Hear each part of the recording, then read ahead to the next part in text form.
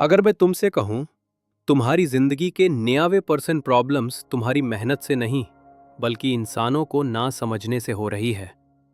सोचो, तुम किसी पर भरोसा करते हो, वो धोखा दे देता है। तुम सच बोलते हो, लोग मजाक बना देते हैं। तुम मेहनत करते हो, क्रेडिट कोई और ले जाता है। प्रॉब्लम तुम नहीं हो, प्रॉब्लम दुनिया नहीं है, प्रॉब्लम है ह्यूमन नेचर।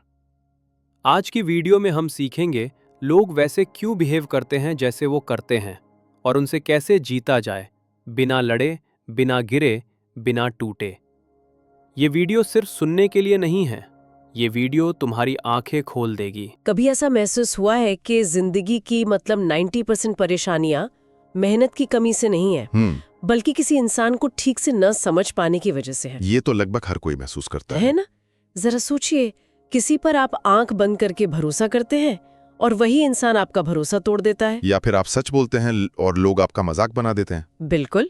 या फिर दिन रात मेहनत करके कोई प्रोजेक्ट पूरा किया और क्रेडिट कोई और ले गया। हाँ, तो ऐसे में हम सोचने लगते हैं कि शायद दुनिया ही खराब है या वो इंसान बुरा है। पर क्या हो अगर असली समस्या वो ह्यूमन नेचर यानी इंसानी स्वभाव को समझने में हमारी नाकामी हो? बिल्कुल, और आज हमारी चर्चा का मिशन यही है कि लोग जो करते हैं वो क्यों करते हैं, और इस समझ के साथ बिना लड़े या टूटे अपनी जिंदगी को बेहतर कैसे बनाया जाए। ये बातचीत शायद कई लोगों की आंखें खोल दे। उम्मीद तो यही है। ये एक बहुत ही पावरफुल आइडिया है। रॉबर्ट ग्रीन अपनी किताब the laws of human nature में वो इसी की जड़ तक जाते हैं। अच्छा। उनका सबसे बड़ा तर्क ये है कि हम इंसान खुद को बहुत तार्किक, बहुत लॉजिकल समझते हैं। हाँ, कि हम सारे फैसले दिमाग से लेते हैं। बिल्कुल, पर असल में हमारे ज्यादातर फैसले और काम हमारी भावनाओं से तय होते हैं। हम असल में भावनात्मक जीव हैं जो तर्क का नकाब ओढ़े रहते हैं। दिलचस्प। इस किताब में ऐसे 18 नियम हैं जो इंसानी व्यवहार के पीछे छिपे क्यों का जवाब देते हैं। जैसे कोई करीबी दोस्त आपकी तरक्की से जलता क्यों है, या कोई इंसान हाथ में थोड़ी सी शक्ति आते ही एकदम से बदल क्यों जाता है। ये तो बहुत होता है। और सबसे दिलचस्प सवाल जिसका जवाब ग्रीन देते हैं वो ये है कि हम खुद ही अपने सबसे बड़े दुश्मन कैसे बन जाते हैं। तो चलिए फिर सबसे पहले और सबसे बुनियादी नियम से ही शुरू करते हैं। मुझे लगता है ये पूरी किताब का आधार भी है। कौन सा? अपनी भावनाओं पर काबू पाना। रमेश एक बहुत ही होनहार और ईमानदार कर्मचारी था। एक दिन एक जरूरी मीटिंग में उसके बॉस ने सबके सामने उसकी किसी छोटी सी गलती पर उसे बहुत बुरी तरह डांट दिया, बेइज्जती कर दी। ओके। रमेश का तो खून खौल गया। उसने बिना सोचे समझे सबके सामने ही बॉस को पलटकर जवाब दे दिया। गुस्सा आ गया, स्वाभाविक है। हाँ, उसे लगा कि उसने अपने सम्मान के लिए लड़कर सही किया, पर नतीजा क्या हुआ? उसका प्रमोशन रुक गया। ऑफिस में उसकी छवि एक गुस्सैल और अड़ियल इंसान की बन गई। और करियर धीमा पड़ गया। बिल्कुल। रमेश की कहानी बहुत आम है और ये हमें सीधे पहले नियम के मनोविज्ञान पर ले आती है। जो चीज किसी को ट्रिगर करती है, मतलब उकसाती है, असल में वही उसकी सबसे बड़ी कमजोरी होती है। अच्छा। रमेश के मामले में पब्लिक में होने वाली बेइज्जती उसकी दुखती रग थी। उसके बॉस ने शायद अनजाने में ही उसकी उसी कमजोरी पर चोट कर दी। तो भावनाएं आना गलत नहीं है? नहीं, बिल्कुल नहीं।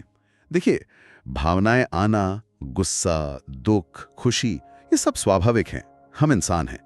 असली खेल प्रतिक्रिया में है। प्रतिक्रिया में? हाँ। ग्रीन कहते हैं कि एक उत्तेजना और आपकी प्रतिक्रिया के बीच एक छोटा सा खालीपन होता है, एक गैप। जो इंसान उस खालीपन में रुककर सोचना सीख जाता है, वही अपनी भावनाओं का मालिक बनता है। पर यह कहना आसान है, करना बहुत मुश्किल। जब गुस्सा आता है तब तो कुछ सोचने समझने का वो मौका ही नहीं मिलता। बिल्कुल। तो क्या इसे असल जिंदगी में लागू करने का कोई प्रैक्टिकल तरीका है? हाँ, बिल्कुल है। एक बहुत ही सरल तकनीक है। जब भी आपको तेज गुस्सा आए या आप बहुत ज्यादा भावुक महसूस करें, तो कुछ भी बोलने या करने से पहले सिर्फ 24 सेकंड तक रुकें। बस 24 सेकंड? बस 24 सेकंड। हाँ। ये सुनने में बहुत कम लगता है, लेकिन इतना समय हमारे दिमाग के तार्किक हिस्से को, मतलब प्रीफ्रंटल कॉर्टेक्स को, भावनात्मक हिस्से पर हावी होने के लिए काफी होता है। अच्छा। आप बस गहरी सांस लें और गिनती गिनें। और दूसरा नियम है, कभी भी किसी तीव्र भावना की स्थिति में कोई बड़ा फैसला ना लें। न बहुत ज्यादा खुशी में, न बहुत ज्यादा दुख में। बिल्कुल। भावनाएं बादलों की तरह होती हैं, आती जाती रहती हैं। अपने बड़े फैसलों को साफ आसमान के लिए बचा कर रखें।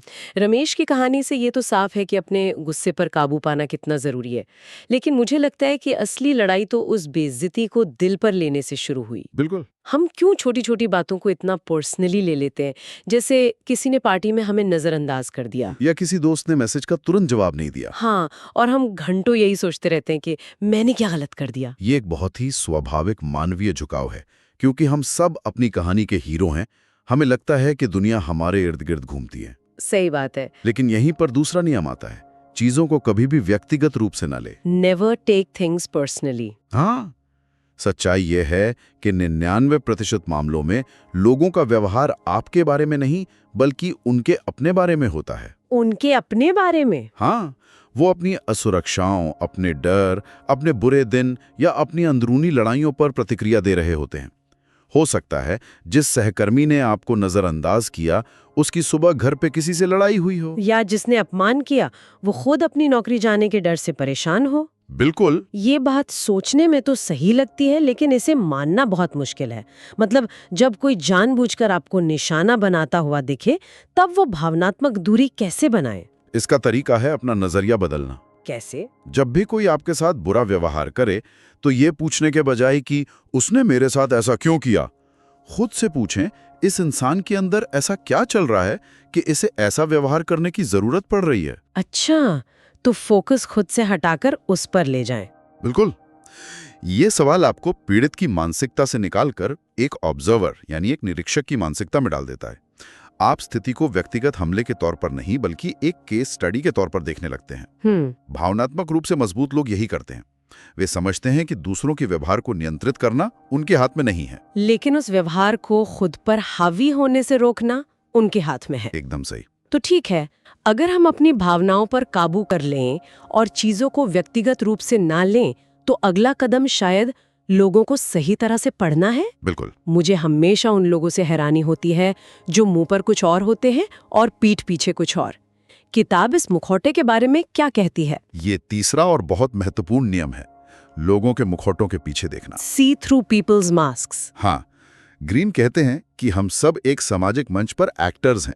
हम सब अलग अलग मौकों पर अलग अलग मुखौटे पहनते हैं। ऑफिस में प्रोफेशनल होने का, दोस्तों के साथ मजेदार होने का, परिवार में जिम्मेदार होने का। ये सामान्य है। खतरा उन लोगों से है जिनका मुखौटा उनकी असलियत से बिल्कुल उल्टा होता है। जैसे वो दोस्त जो आपके मुंह पर तो आपकी हर बात की तारीफ करता है लेकिन अंदर ही अंदर आपकी कामयाबी से जलता है। बिल्कुल। या वो सहकर्मी जो बहुत मददगार होने का नाटक करता है लेकिन असल में आपकी जानकारी का इस्तेमाल आपके खिलाफ करने की फिराक में रहता है।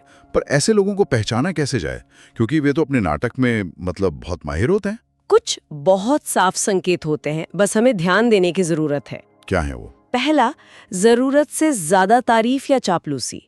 अगर कोई आपकी हर छोटी बड़ी बात पर जरूरत से ज्यादा मीठा बन रहा है तो सावधान हो जाइए।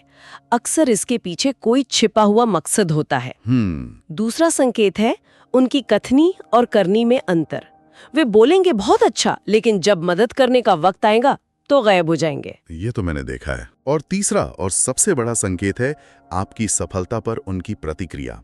जो सच में आपका भला चाहता है वो आपकी जीत पर खुलकर जश्न मनाएगा। हाँ। लेकिन एक ईर्ष्यालु इंसान की मुस्कान झूठी होगी, उसकी आंखों में वो चमक नहीं होगी, या वो तुरंत बातचीत का विषय बदलने की कोशिश करेगा। तो तरीका क्या है? सबसे अच्छा तरीका है लोगों के शब्दों पर नहीं बल्कि उनके व्यवहार के लंबे पैटर्न पर ध्यान दें। एक दो बार कोई भी अच्छा बन सकता है, लेकिन समय के साथ असली चेहरा सामने आ ही जाता है। और ये मुखौटों वाली बात, ये कहीं ना कहीं पीपल प्लीजिंग यानी सबको खुश करने की आदत से भी तो जुड़ी है ना? बिल्कुल, आपने बहुत सही पॉइंट पकड़ा है। हम दूसरों को खुश करने के लिए ही तो एक झूठा मुखौटा पहन लेते हैं। हाँ, और ये एक और बहुत जरूरी नियम से जुड़ा है, सबको खुश करने की चाहत से बचना। जो इंसान हर किसी को खुश करने की कोशिश करता है ना, वो असल में किसी को भी खुश नहीं कर पाता। और सबसे ज्यादा नाखुश वो खुद रहता है। बिल्कुल, क्योंकि इस कोशिश में वो अपनी असली पहचान, अपनी राय और अपनी सीमाएं खो देता है। लोग ऐसे इंसान का सम्मान नहीं करते बल्कि उसका फायदा उठाते हैं।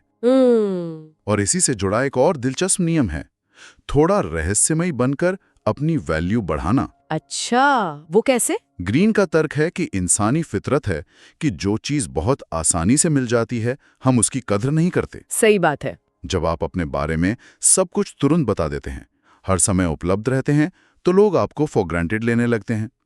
थोड़ी दूरी, थोड़ी चुप्पी आपको ज्यादा शक्तिशाली और आकर्षक बनाती है।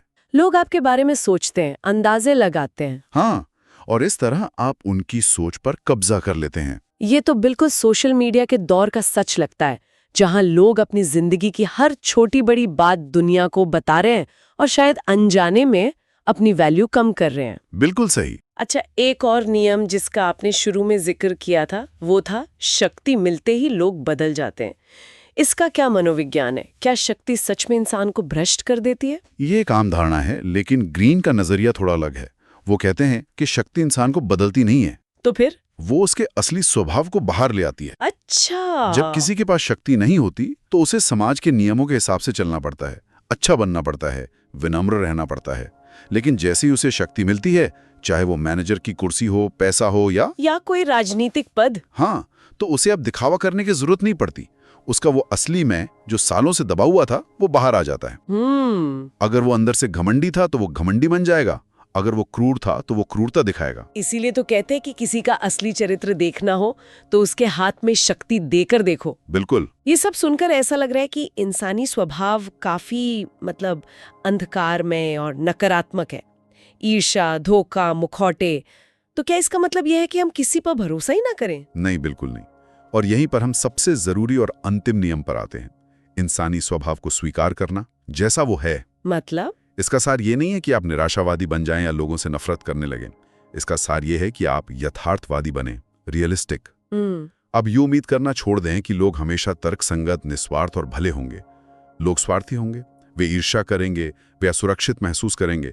ये उनकी प्रोग्रामिंग का हिस्सा है। और एक बार जब आप इस सच्चाई को स्वीकार कर लेते हैं तो आप निराश होना बंद कर देते हैं। आप लोगों को बदलने की कोशिश नहीं करते, बल्कि आप उन्हें समझने की कोशिश करते हैं। और जो इंसानों को समझ लेता है वो अपनी जिंदगी को नियंत्रित कर सकता है। वो खुद को धोखे से बचा सकता है। बिल्कुल। वो लोगों के व्यवहार का अनुमान लगा सकता है और सही समय पर सही कदम उठा सकता है। तो मतलब इस पूरी बातचीत का निचोड़ क्या है? अगर कोई नियमों को अपनी जिंदगी में उतार ले तो उसे असल में क्या फायदे होंगे? इसके 3 मुख्य फायदे हैं। पहला, वो इंसान भावनात्मक रूप से मजबूत बन जाएगा। वो बार बार छोटी छोटी बातों पर दुखी या परेशान नहीं होगा, क्योंकि उसे पता होगा कि ये सब इंसानी खेल का हिस्सा है। हाँ। दूसरा, वो मैनिपुलेशन या धोखे से बच सकता है। उसे लोगों के मीठे शब्दों के पीछे छिपे असली इरादे दिखने लगेंगे। और तीसरा, वो सामाजिक संबंधों और शक्ति के खेल में कभी पीछे नहीं रहेगा। उसे पता होगा कि कब बोलना है, कब चुप रहना है, कब आगे बढ़ना है और कब पीछे हटना है। बिल्कुल। वो जिंदगी का खेल एक नौसिखी की तरह नहीं, बल्कि एक माहिर खिलाड़ी की तरह खेलेगा। तो इसका मतलब ये है कि लोगों से उम्मीदें कम रखें, उनका निरीक्षण ज्यादा करें, प्रतिक्रिया देने से पहले सोचें और अपनी भावनाओं के गुलाम नहीं बल्कि मालिक बने। आपने पूरी किताब का सार कुछ वाक्यों में कह दिया।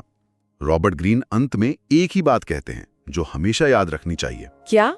जो इंसानों को समझ लेता है वो दुनिया को जीत सकता है।